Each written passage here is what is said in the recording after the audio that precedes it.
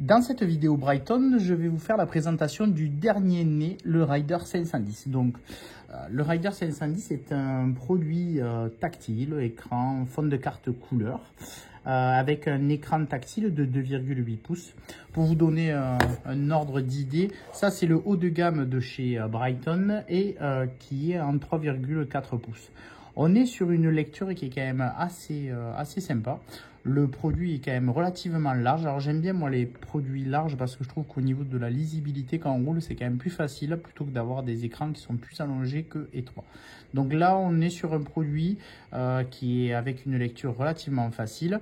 On est sur un tactile dernière génération MIP, donc Memory in Pixel, qui fait que vous avez même un système qui permet, selon la luminosité extérieure, d'avoir une adaptabilité au niveau de votre écran, au niveau de la luminosité de votre écran. Donc le produit en lui-même a vraiment les mêmes bases que le haut de gamme de chez Brighton. La seule différence qu'il y a, c'est que le Rider 510 a le Climb Challenge 2.0.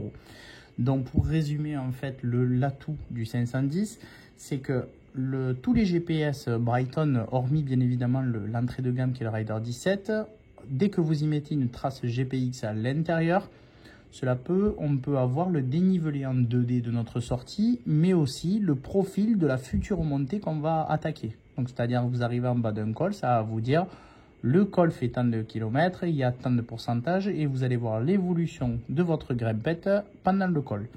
Ça, il fallait une trace GPX dans le GPS et pouvoir la suivre.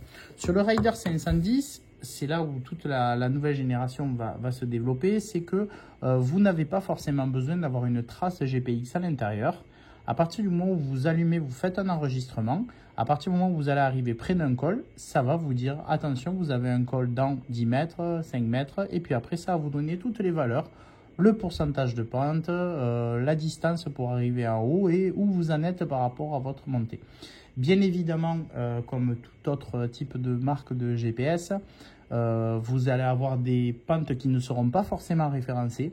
Et sachez que c'est du communautaire, c'est-à-dire qu'à partir du moment où plusieurs utilisateurs de Brighton vont prendre ce type de montée, plus on va enregistrer de data, et donc forcément au fur et à mesure des mises à jour que vous ferez, il va y avoir des cotes qui vont apparaître au fur et à mesure dès que vous arriverez en bas de cette cote là. Donc bien évidemment il y en a une grande majorité qui sont référencées, mais au fur et à mesure elles vont s'étoffer. En plus de cela, il est compatible bien évidemment avec tous les capteurs du marché, que ce soit du HRM, de la cadence, de la vitesse, les radars bien évidemment, les capteurs de puissance, les VAE, les home trainer interactifs. Donc il est vraiment compatible avec la totalité des capteurs du marché. C'est un produit qui est relativement polyvalent et surtout c'est un produit qui sort à 249 €. Donc dans le contenu de la boîte, nous avons une Dragon, nous avons le GPS avec des ailettes interchangeables à l'arrière, nous avons un support avec des élastiques. Bien évidemment, le kit est moins étoffé que dans un Rider 800. Ceci étant, ça reste quand même un GPS qui a des compétences vraiment très intéressantes.